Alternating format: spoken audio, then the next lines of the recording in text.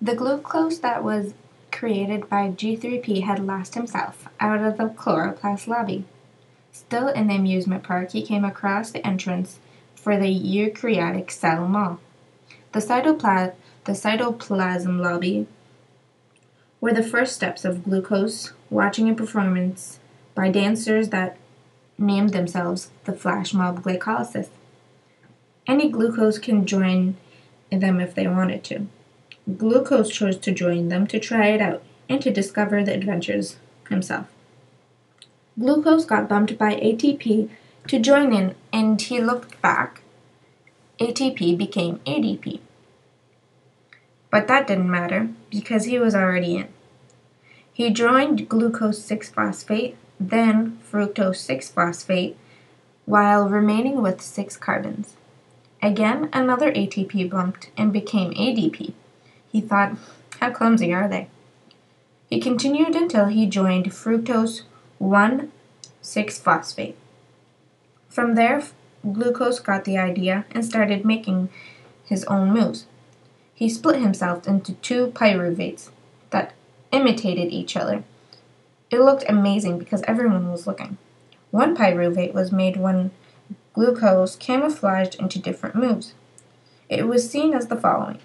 First starting out as dihydroxyacetone-phosphate, then glyceraldehyde 3-phosphate, but was bumped by an NAD plus,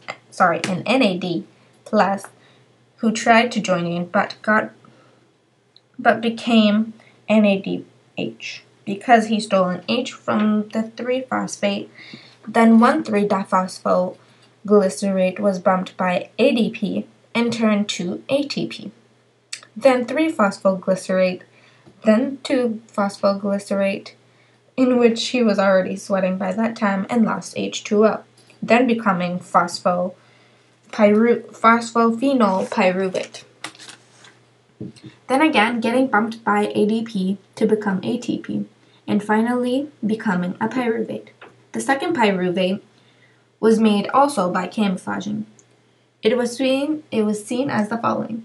Glyceraldehyde 3-phosphate and bumped by NAD, which stole NAD plus, which stole an H plus and turned NADH, then becoming 1,3-diphosphoglycerate, and then another ADP bumped in again and turned to ATP. Then 3-phosphoglycerate, then 2-phosphoglycerate. By that time, he too was already sweating and had lost H2O. He became phosphoenol-pyruvate. ADP again bumped in and became ATP, and finally becoming a pyruvate.